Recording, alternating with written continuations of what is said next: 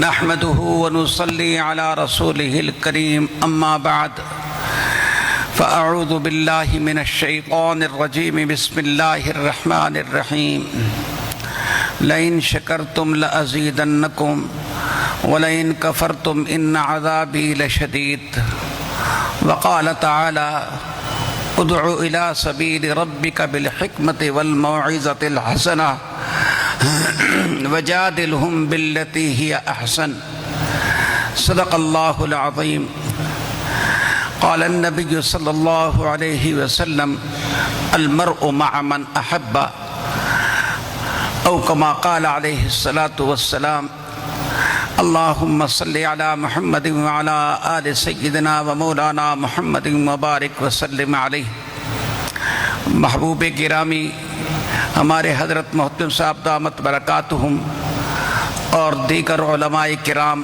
ہمارے عزیز، میں اپنے موضوع کے حوالے سے چند متفرق باتیں آپ حضرات سے عرض کروں گا۔ سب سے پہلی بات یہ ہے کہ آج کے دور کا ایک حادثہ یہ ہے کہ ہمارے حضرات اکابر علماء دیوبند کا جو ذوق ہے وہ آگے منتقل نہیں ہو رہا، اور ہمیں اس میں سوچنا چاہیے۔ ہمارے اکابر کا ذوق تھا دین کی جامعیت کا، اخلاص و تقوی کا۔ اس سلسلے میں وفاق المدارس نے ایک نئی کتاب رکھی ہے درجہ جلالین میں، علماء دیوبند کا مسلک رخ اور اس کی تشریح۔ میں سارے طلباء سے، علماء سے یہ عرض کروں گا کہ آپ وہ کتاب صرف پڑھیں نہیں بلکہ بار بار پڑھیں، انشاءاللہ العزیز آپ کو بڑی بصیرت معلوم ہوگی، بڑی بصیرت حاصل ہوگی۔ حضرات اکابر کے ذوق کو معلوم کرنے کے لیے دوسری کتاب حضرت شیخ الحدیث مولانا محمد زکریا رحمۃ اللہ علیہ کی آپ بیتی ہے، آپ وہ پڑھیں، اپنے پاس رکھیں۔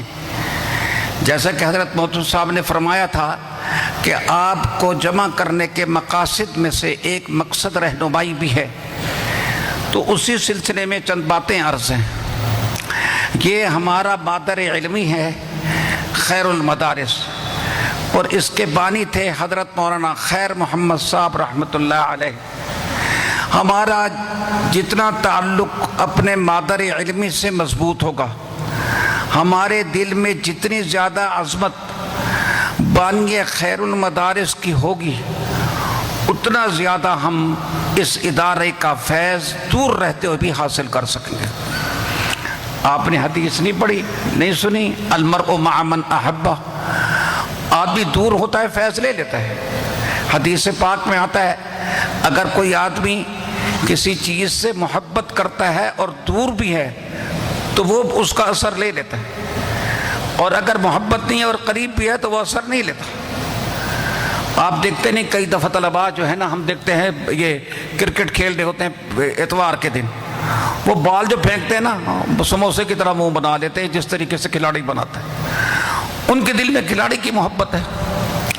تو آپ حضرات کے دل میں جب حضرات محبت ہوگی بانی کی، ادارے کی، تو انشاءاللہ العزیز اس ادارے پر، اس بانی کی قبر پر اللہ کی رحمتوں کا جو نزول ہو رہا ہے وہ انشاءاللہ آپ کو دور رہتے ہوئے بھی ملے گا۔ لیکن محبت کے کچھ آثار اور کچھ تقاضے ہوتے ہیں۔ میں ایک بات ویسی کہتا ہوں توجہ دلانے کے لیے، آپ حضرات تشریف لائیں۔ ہم سوچیں کہ ہم میں سے کتنے ہیں جنہوں نے حضرت رحمۃ اللہ علیہ کی قبر ساتھ ہے وہاں پر جا کے حاضری دی، یہ چیزیں سوچا کریں۔ ہم میں سے کتنے ہیں جو اپنی 24 گھنٹے کی دعا میں ایک مرتبہ اپنے مادر علمی کے لیے دعا کرتے ہیں؟ ہم میں سے کتنے ہیں کہ جو کوشش کرتے ہیں کہ ممکن حد تک تھوڑی مقدار میں چاہے ہو میں اپنے مادر علمی کو مالی طور پر جو ہے نا کیا ہے فائدہ پہنچاؤں؟ یہ چیزیں ہیں جن کی طرف ہم کو توجہ کرنے کی ضرورت ہے۔ بہرحال میں نے جو بات عرض کی، کسی چیز کی عظمت پیدا ہوتی ہے اس کے خصائص سے۔ ہمیں چاہیے کہ ہم بانی بانی خیر المدارس کی خصائص کو ذہن میں رکھیں تو یاد رکھیں حضرت مولانا خیر محمد صاحب رحمۃ اللہ علیہ کی خصائص میں بنیادی وصف جو تھا وہ استقامت علی الحق، عدل اور اعتدال۔ حالات کیسے ہی کیوں نہ ہوں، کتنی تیز ہوائیں چلیں، لیکن حضرت رحمۃ اللہ علیہ کے اندر عدل، اعتدال، استقامت علی الحق اور جامعیت کمال درجے کی تھی۔ پاکستان بنتا ہے، کہیں دورہ نہیں ہے، سب سے پہلے حضرت نے قسم پرسی کی حالت میں یہاں پر دور حدیث شروع کر دیا۔ انہوں نے کہا کہ بھئی یہ قوم کی ضرورت ہے، دین کی ضرورت ہے۔ سبحان اللہ، یہ اللہ نے شرف نصیب فرمایا۔ آپ لوگوں کو شکر ادا کرنا چاہیے کہ آپ کی نسبت کس ادارے اور کیسے لوگوں کے ساتھ ہے۔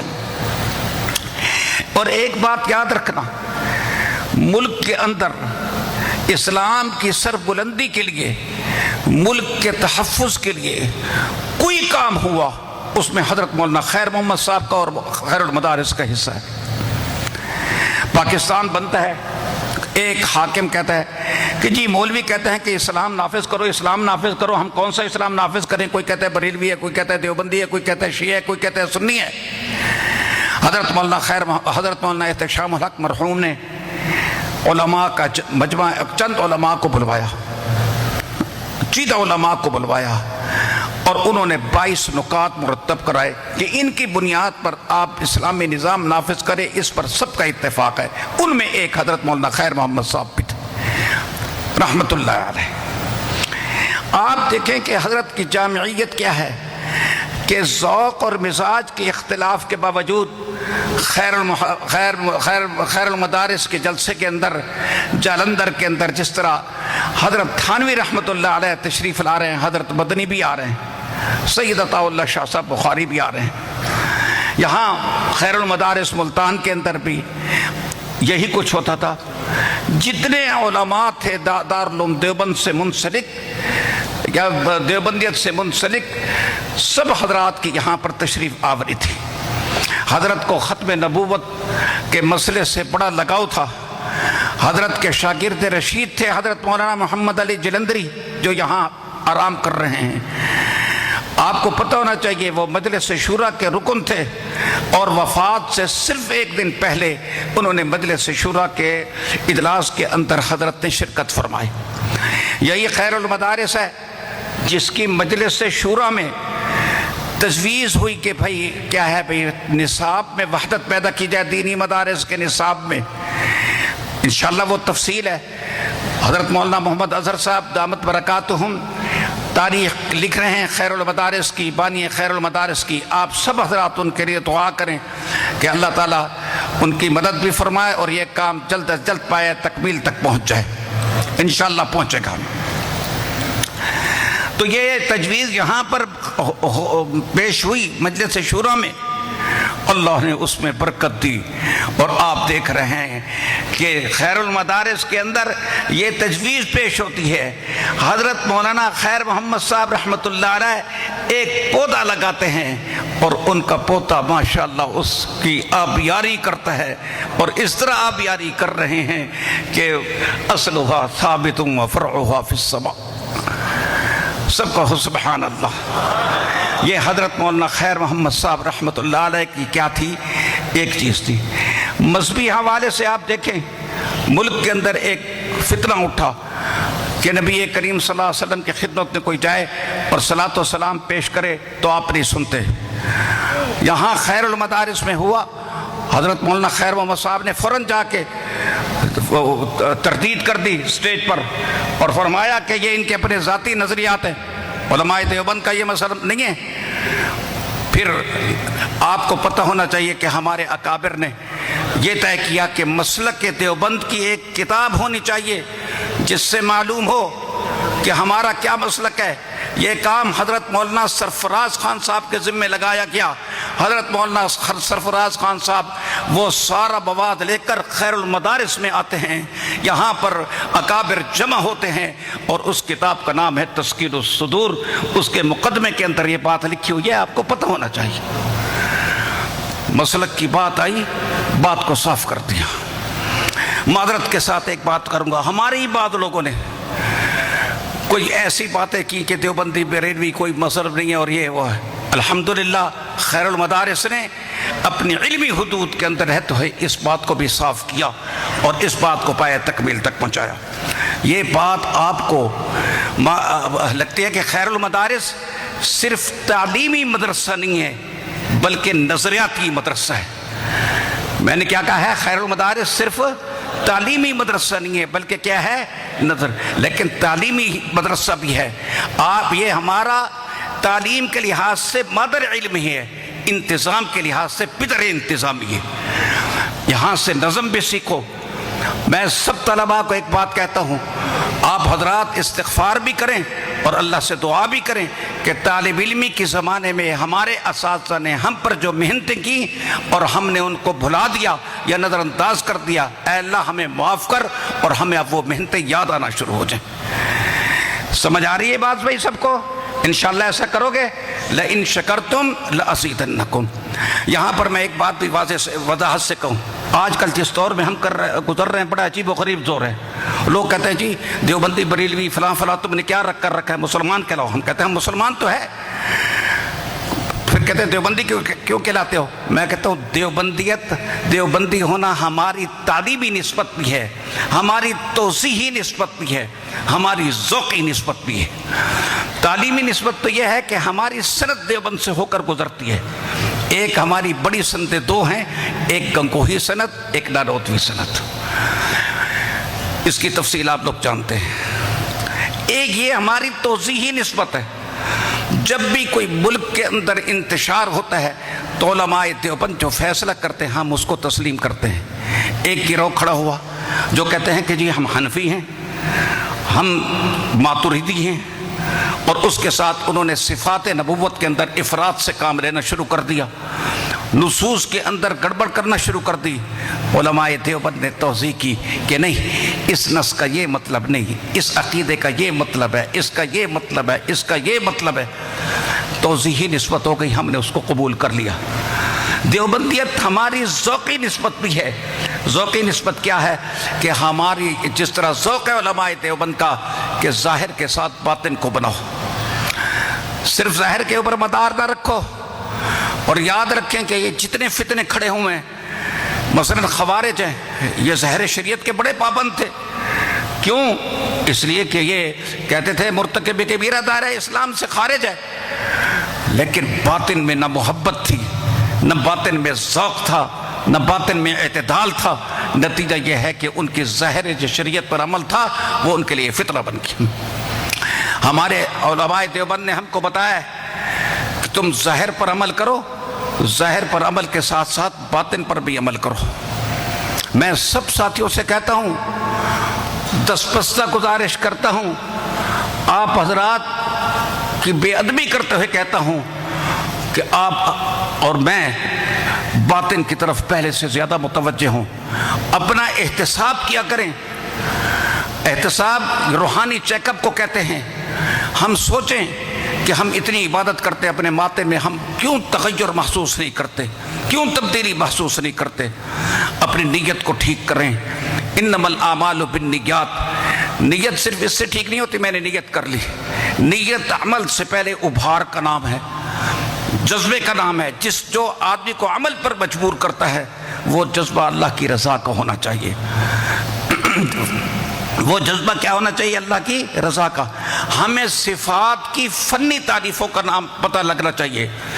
کوئی پوچھے کہ مولوی صاحب تکبر کس کو کہتے ہیں، غرور کس کو کہتے ہیں، حسد کس کو کہتے ہیں، کینہ کس کو کہتے ہیں، بغض کس کو کہتے ہیں، طمع کس کو کہتے ہیں؟ ہمیں پتہ ہو ان چیزوں کا۔ اخلاص کس کو کہتے ہیں، توکل کس کو کہتے ہیں، قناعت کس کو کہتے ہیں، صبر کس کو کہتے ہیں، شکر، ہمیں اس کا پتہ ہو، اور یہ کوئی مشکل بات نہیں ہے۔ آپ کی رہنمائی کے لیے میں کہوں، حضرت تھانوی رحمۃ اللہ علیہ کی تعلیمات سے خلاصہ کر کے ایک صوفی محمد اقبال صاحب ہیں ہارون آبادی، انہوں نے کتاب لکھی ہے، اور ایک صوفی دین محمد صاحب ہے، انہوں نے کتاب لکھی ہے۔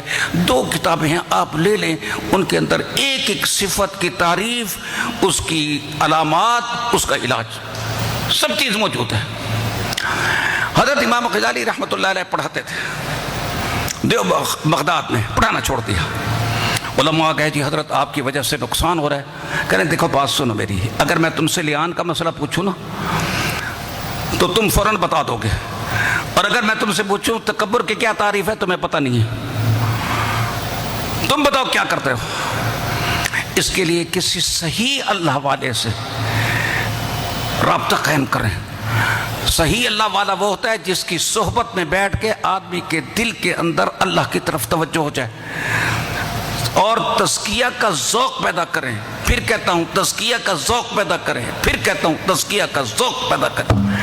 اللہ پاک نے سورۃ والشمس وضحاہا کے اندر 7 قسمیں کھا کر فرمایا قد افلح من زکاہا، وہ آدمی کامیاب ہو گیا کہ جس نے کیا کی، کامیاب۔ جب تک ہمارا تزکیہ نہیں ہوگا ہماری زبان میں تاثیر نہیں ہوگی۔ حضرات صحابہ کرام کا کیا ہوا؟ قرآن کہتا ہے وَلَٰكِنَّ اللَّهَ حَبَّبَ إِلَيْكُمُ الْإِيمَانَ وَزَيَّنَهُ فِي قُلُوبِكُمْ وَكَرَّهَ إِلَيْكُمُ الْكُفْرَ وَالْفُسُوقَ وَالْعِصْيَانَ۔ سبحان اللہ، صحابہ کرام کے دلوں کے اندر اللہ نے ایمان کو محبوب بنا دیا۔ کیا مطلب ہے؟ ان کو ایمان کی لذت نصیب ہو گئی، حلاوت ایمانی نصیب ہو گئی، ان کو کفر سے اس چیزوں سے تبھی نفرت ہو گئی۔ نتیجہ کیا ہوا؟ اولئک هم الراشدون، وہ لوگ راشد بن گئے۔ حضرت امام راضی فرماتے ہیں اولئک هم المہتدون نے کہا اولئک هم الراشدون کہا، اس لیے کہ مہتد اس کو کہتے ہیں جس کو راہ دکھائی جائے اور اس کو راہ سمجھ میں آ جائے، اور راشد اس کو کہتے ہیں جس کے دل سے ہدایت کے چشمے ابلے، جس کے دل سے کیا ہو۔ پھر یہاں پر لکھا کہ جس آدمی کا تزکیہ کامل ہو جاتا ہے اس کے دل سے ہدایت کے چشمے ابلنا شروع ہو جاتے ہیں، اس کا وجود نفس وجودی ہدایت ہوتا ہے، جیسے کہ ہمارے اکابر تھے۔ صحابہ کی تو بہت اونچی شان تھی جو حضور نے فرمایا کہ تم کیا ہے بِأَيِّهِمْ اقْتَدَيْتُمْ اهْتَدَيْتُمْ، لیکن ہمارے اکابر بھی کم نہیں تھے، جدھر جاتے تھے ان کی وجہ سے کیا ہے ہدایت وہ پھیلتی تھی۔ میرا بھائی اپنے اکابر کو پہچانے، خیر محمد کو پہچانے، خیر المدارس کو پہچانے۔ یہ خیر المدارس جو ایسے چل گیا ہے 100 سال کہہ رہے ہیں ہو گئے، یہ ایسے ہی نہیں ہے، یہ ان کی آنسوں تھے، یہ ان کا تقوی تھا، یہ ان کا زہد تھا، یہ ان کا قناعت تھی، یہ ان کا راتوں کو اللہ کے سامنے رونا تھا۔ میں ایک بات عرض کرتا ہوں، ناراض تو نہیں ہو رہے؟ ہمارے حضرت بھی فرماتے تھے بھائیو جیتے رہو سلامت رہو، انسان تو انس باللہ کا نام ہے، جس قدر تیرا میرا انس باللہ ہوگا اسی قدر انسانیت میں اضافہ ہوگا۔ ہم دیکھیں ہمارے اندر انس باللہ کا ہے یا نہیں ہے؟ انس باللہ کا پتہ لگتا ہے ذوق دعا سے۔ آج کل ایک رواج بنا ہوا ہے جو ملتا ہے دعاؤں میں یاد رکھنا، کسی کو پتہ نہیں کیا دعا کرنی ہے، کسی سے پوچھ تو لیں پریشان ہو جاتے ہیں۔ اچھا چلو اپنی جگہ پر، اب وہ جو دعا ہم کرتے ہیں نا بیٹھ کے، کوئی الگ ہم دعا ایسے کرتے ہیں جس طرح کریانہ کے دکان سے سودا لینا ہوتا ہے نا، یار اچھا یہ چیز بھی دینا، یہ بھی چیز دینا، 2-4 چیزیں مانگ کے بات ختم۔ ہائے ہائے، آپ نے اگر دعا سیکھنی ہے نا تو حزب العظم خریدو، حزب العظم کی دعاؤں میں غور کرو، اس کے ترجموں میں غور کرو۔ ساری دنیا یہ بیان کرتی ہے اللہ کو نبی کے ساتھ کیا پیار تھا، یہ کوئی نہیں بیان کرتا نبی کو اللہ کے ساتھ کیا پیار تھا۔ نبی کا اللہ کے ساتھ پیار کا پتہ لگتا ہے کس کے ساتھ؟ دعا سے۔ حزب العظم میں حضرت میں نے دیکھا یہ جمعرات کی منظر، یا مونس کل وحید، نبی کریم صلی اللہ علیہ وسلم نے 25 اللہ کی صفات ذکر کر کے اللہ سے ایک چیز مانگی، منزول بک کل حاجہ، اے اللہ میں اپنی ساری حاجات تیرے سامنے پیش کرتا ہوں۔ 25 اللہ کی صفات ذکر کی، ایک ایک چیز میں حضور جنگ غزوہ احد میں حضور صلی اللہ علیہ وسلم نے دیکھا کہ صحابہ کے چہرے پر ذرا مایوسی کا اثر ہے، فرمایا سووا صفوفکم حتی اثنی علی ربی، فرمایا اللہم لک الحمد۔ اس کا ترجمہ کرتے ہیں اے اللہ ہم تیرے لیے، میں اس کا ترجمہ کرتا ہوں اے اللہ ہم تو تجھے ہی سجدی ہے۔ اللہم لک الحمد لا قابض لما بسط ولا باسط لما قبضت ولا ہادی لمن اضللت ولا مضل لمن ہدیت ولا مباعد لما قربت ولا مقرب لما باعدت اللهم ابسط علينا من بركاتك ورحمتك وفضلك اللهم إني أسألك النعيم المقيم الذي لا يحول ولا يزول اللهم إني أسألك الأمن يوم الخوف اللهم حبب إلينا الإيمان وزينه في قلوبنا وكره إلينا الكفر والفسوق والعصيان واجعلنا من الراشدين. یہ دعائیں ہیں، دعاؤں کے ترجمہ میں غور کرو. ہمیں ترجمہ نہیں آتا، ترجمہ آتا ہے لکھنؤ اور دہلی کے لوگوں کو. وَتَعْصِبُنِي فِي دِينِي فِإِنِّي مُبْتَلًا، اے اللہ میرے دین میں میری حفاظت فرما، میں تو پھنس گیا ہوں. یہ ترجمہ ہے حضرت مولانا بدر عالم کا، میں تو پھنس گیا ہوں. وَتَعْصِبُنِي فِي وَتَنَالَنِي بِرَحْمَتِكَ، اے اللہ مجھے اپنی رحمت کے ساتھ تھامی لے. کیسے عجیب عجیب یار ترجمے ہیں. میں اگر واضح حضرت اگر ان سے کہہ دوں کہ وعدہ لے لوں تو نامناسب بات تو نہیں ہے بھائی. یہ مناجات مقبول، یہ حزب العظم خریدو گے، اس کی دعاؤں میں پڑھو گے. آخری بات، ہمارے کچھ ساتھی ایسے ہیں، آخری بات ہے 2 منٹ کی، لمبی بات نہیں. ہمارے کچھ ساتھی ایسے ہیں کہ جو دینی خدمت میں نہیں ہیں، مثلا پڑھنا پڑھانا نہیں ہے، وہ یا تو ہیں اس میں اسکولوں میں یا ہیں تجارت میں. اپنے علم کے ساتھ وفا کرو. آپ کسی مسجد کے اندر مفت درس دیں، صبح کا درس دیں، شام کا درس دیں. آپ اور کچھ نہیں ہو سکتا، کہیں جمعہ پڑھائیں، قرآن کی تفسیر دیکھیں، حدیث دیکھیں، مطالعہ رکھیں قرآن اور حدیث کے ساتھ. اس کے ساتھ آپ کا علم تازہ رہے گا. اللہ سے دعا کرتا ہوں اللہ پاک ان باتوں پر عمل کرنے کے لیے کی توفیق دے. میں استاد جی کی خدمت میں مؤدبانہ درخواست کرتا ہوں کہ طالب علمانہ زندگی میں کلاس میں آپ سے ہم اشعار سنا کرتے تھے، آپ ترنم کے ساتھ قدسیوں کا نزول ہے، وہ ذرا مختصراً ذرا کر دیں کیونکہ ساتھی موجود ہیں.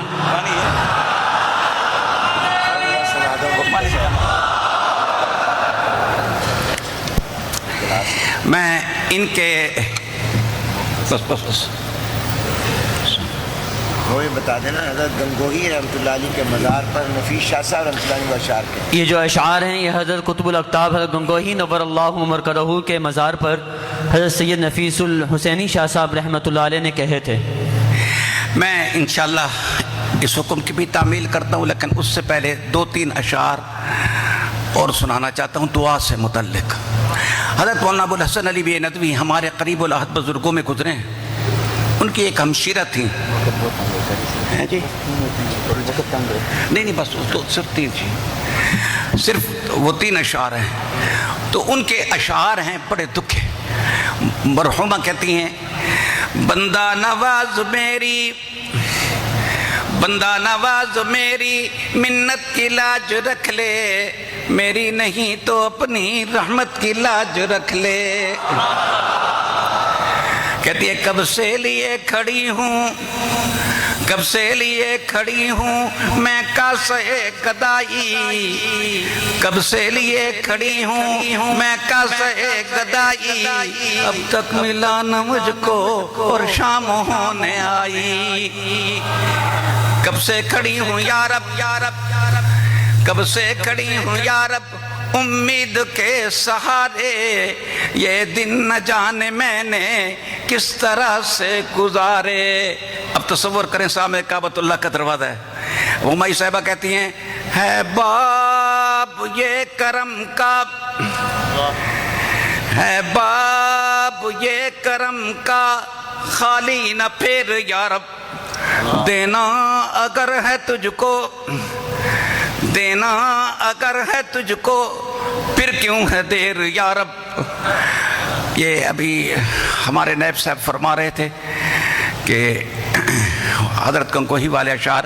حضرت سید نفیس شاہ صاحب سن 67 میں گئے تھے ہندوستان. قطب الارشاد حضرت مولانا رشید احمد صاحب گنگوہی کی قبر پر حاضر ہوئے تو اس کے بعد ان پر کیفیت طاری ہوئی تو انہوں نے یہ کچھ اشعار کہے. اور حقیقت یہ ہے کہ یہ قصیدہ سمجھیں یا اشعار سمجھیں، ہر شعر ان کی زندگی کا ایک باب ہے. شاہ صاحب فرماتے ہیں ہے یہ کس کی خواب گاہ حسین، ہے یہ کس کی خواب گاہ حسین، یہ نفیس کس کا مزار ہے کہ نفس نفس کو جو ہے سکون تو نظر نظر کو قرار ہے۔ اور یہاں ایک نگار ہے خیمہ زن، یہاں ایک نگار ہے خیمہ زن، یہ حریم حسن نگار ہے۔ یہاں ایک نگار ہے خیمہ زن، یہ حریم حسن نگار ہے۔ یہاں محو جلوہ سرمدی وہ ہزار رش کے بہار ہے۔ یہ فرودگاہ رشید ہے، یہ فرودگاہ رشید ہے، یہ مقام فرد فرید ہے۔ یہ جو کہکشاں کسی گرد ہے، اسی گرد ہی میں سوار ہے۔ اگلا شعر کہتے ہیں وہ ابو حنیفہ وقت تھا، وہ ابو حنیفہ وقت تھا جو کبھی بخار یہ عصر تھا، وہ جنید و شبلی دہر تھا، یہ اسی کی خاک کے مزار ہے۔ وہ کہ تھا مجاہد شاملی، وہ کہ تھا مجاہد شاملی، صفے جس نے الٹی فرنگ کی، اسی صف شکن کی یہ گھات ہے، اسی شیر کا یہ کچار ہے۔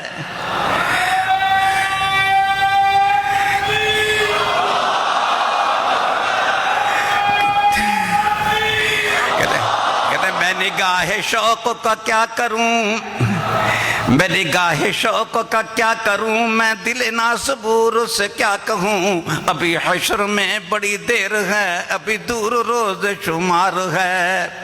شاہ صاحب فرماتے ہیں یہ مزار بقائے نور ہے، یہ مزار بقائے نور ہے، یہ جہان عشق کا طور ہے۔ یہ مزار بقائے نور ہے، یہ جہان عشق کا طور ہے۔ یہاں سو رہا ہے وہ نازنی جو نبی کا عاشق دار ہے، یہاں سو رہا ہے وہ نازنی جو نبی کا عاشق دار ہے۔ اگلا شعر بڑا کمال کا ہے، فرماتے ہیں یہاں قدسیوں کا نزول ہے، یہاں قدسیوں کا نزول ہے، یہ دلیل حسن قبول ہے۔ یہ جہاں قدسیوں کا دلول ہے، یہ دلیل حسن قبول ہے۔ یہاں آفتاب جمال ہے، یہ تجلیوں کا دیار ہے۔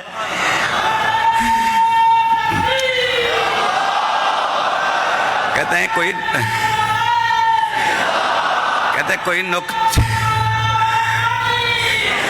کوئی نکتہ چین ہوا کرے، کوئی نکتہ چین ہوا کرے، مگر نگاہ کمال بھی سر بلند، سر بکف سر بلند، سر بکف سر بلند،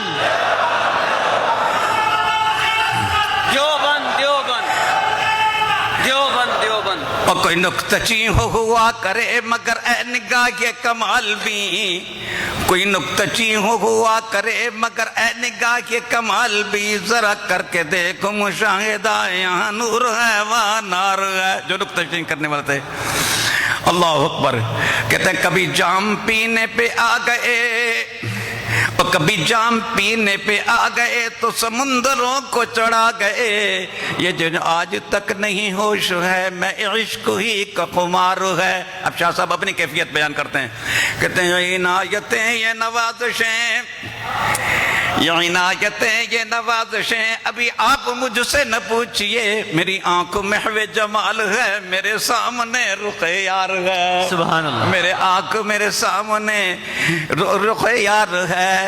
کہتے ہیں کسی خشک طبع سے کیا غرض، کسی خشک طبع سے کیا غرض، کسی تنگ ظرف سے کام کیا، میری اہل دل سے ہے دوستی، میرا اہل درد سے پیار ہے، میری اہل دل سے ہے دوستی، میرا اہل درد سے پیار ہے۔ اللہ، یہی میرا راز و نیاز ہے کہ اسیر زلف رشید ہوں، یہی میرا راز و نیاز ہے کہ اسیر زلف رشید ہوں، اسی سلسلے کا مرید ہوں، میرا اس پہ دار و مدار ہے۔ یہاں قدسیوں کا نزول ہے، یہ دلیل حسن قبول ہے، یہاں آفتاب جمال ہے، یہ تجلیوں کا دیار ہے۔